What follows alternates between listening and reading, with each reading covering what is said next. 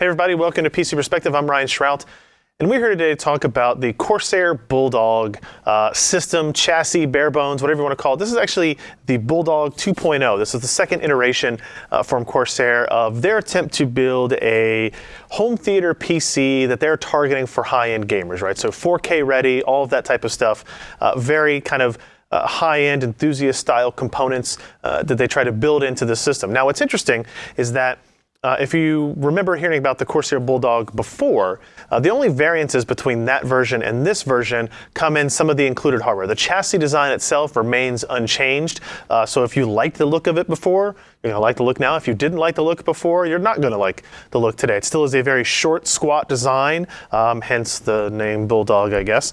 The changes inside are they've upgraded to a Z270 motherboard, a better CPU cooler, slightly more efficient, and the fans are now PWM based inside of here as well. And it's a $399 MSRP. So that is the bare bones system. Again, chassis, motherboard, CPU cooler, and the motherboard all pre-installed, which is actually kind of nice. You don't have to worry about running cables or doing that type of stuff for those components at least. You kind of get that in out of the box, which does mean you've got to add everything in else yourself, but hey, that's why we're here. So the included components are a Hydro H6 SF liquid cooler pre-installed. Obviously not attached to the motherboard yet because you still need to install that CPU itself. You get a SF600 600 watt 80 plus gold rated power supply, more than enough for a high-end 7700K processor, GTX 1080 graphics card, any of the enthusiast components that you could fit into a chassis like this, you're going to be able to run on that 600 watt power supply. And then the Z270 motherboard, which is it's Corsair branded. It's a little bit customized, although it's probably just made by MSI. It's customized to that the BIOS fan profiles are kind of specifically built in a way that, since they know what coolers are going to be installed and that type of stuff, that just makes a little bit of sense.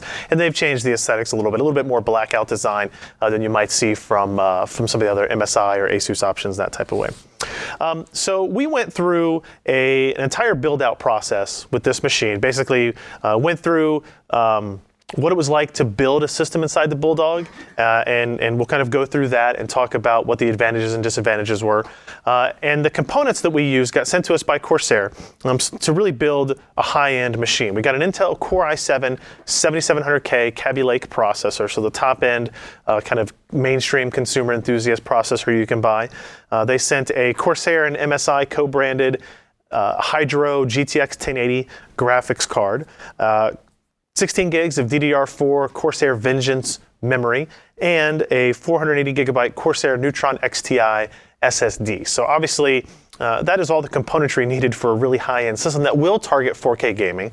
And in our case, 4K home theater gaming, basically just meaning we're attaching it to a giant 4K TV as opposed to a modestly sized 4K monitor. So let's go ahead and walk through this build process and talk a little bit about what it was like doing that, and then we'll follow up with kind of our performance impressions just after that.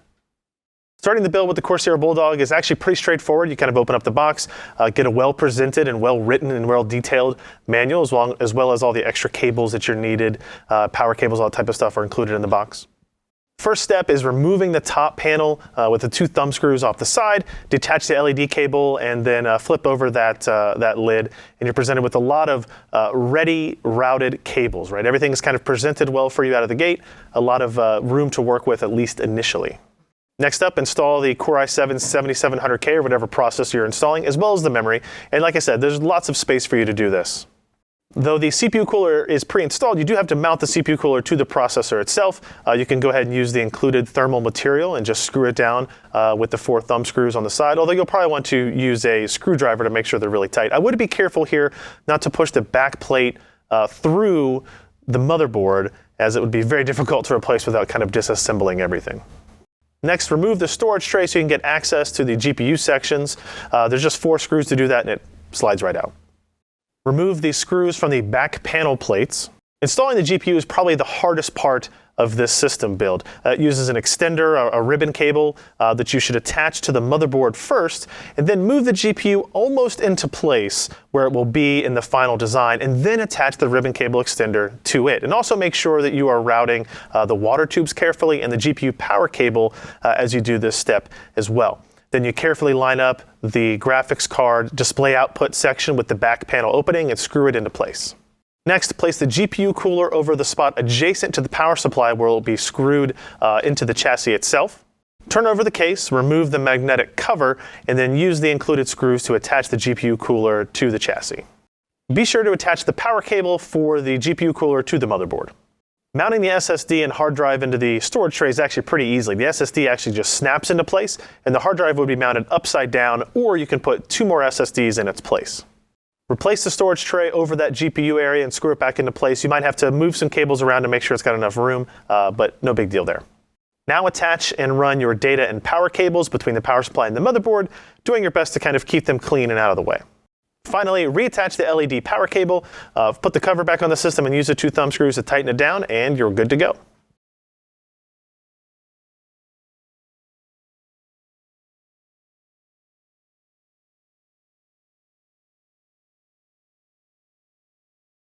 All right, so we've got our system built. What was the experience like actually playing with it and using it? We're not going to go into benchmarks here because in terms of performance, you're going to get all of your 7700K performance, you're going to get all of your GTX 1080 performance, and your components that you choose to put in here are going to be different depending on what your price, what your price acceptance is, I guess, and what your budget is. So for me, the best case scenario for this and the good timing that it showed up was at the exact same time as we bought a 65-inch OLED 4K HDR television. So we get to hook up Corsair's Bulldog 2.0 to that HDR TV and played some pretty impressive games with that. We played Resident Evil 7 running in its HDR mode at 4K. And honestly, guys, this is not a review of RE7. This is not a review of HDTVs, but it was a pretty amazing experience playing that particular game. And the Bulldog chassis, with those particular components in it, had no problems powering through it and really getting you the kind of maximum frame rate that you get from those components in any other system build, whether it be a full-size tower, mini ITX, whatever it happened to be. We also played some Rise of the Tomb Raider running at 4K, and again, on that TV, on that screen, looked amazing, ran fantastically. But again, this is not new information, right? If you ran these components in another machine, you'd get the same type of experience. But it is nice to be able to get a full-size GTX 1080, in this case a GTX 1080 with a water cooler, into a home theater PC style chassis. Again, love or hate the design, there's going to be a split either way on that without a doubt. There is no specific performance advantage to this chassis, right? The airflow on it is good, it's decent. I would say in my experience while we're using it, maybe there's a little bit more noise from it than I thought there would be after putting it together. But that being said, even though we were sitting, just 4 feet from the machine while we were playing on this TV, it never became a nuisance and never really got in the way. So in terms of home theater PC design, I'd put it in the middle in terms of quiet level, noise level in that regard. I think for all things considered, $399 is a pretty good deal for the chassis, a motherboard, a CPU cooler, and a power supply, all kind of pre-installed and ready to go. I think the build process was fairly straightforward. A little bit of complication with the GPU installation, but maybe routing a couple of the cables. But you're going to have those types of things when you're building in mini ITX chassis or small form factor or home theater PC style design. So I think all things considered, if you're a fan of the style, if you're a fan of the features that the Bulldog 2 offers, $399 is a terrific starting point for you to build a home theater PC or just a normal PC that happens to have a pretty unique look. Check out PCPro.com for the rest of the review, and we'll see you next time. Thanks. If you enjoyed this content, consider supporting in-depth technical content by contributing at patreon.com/PCPer.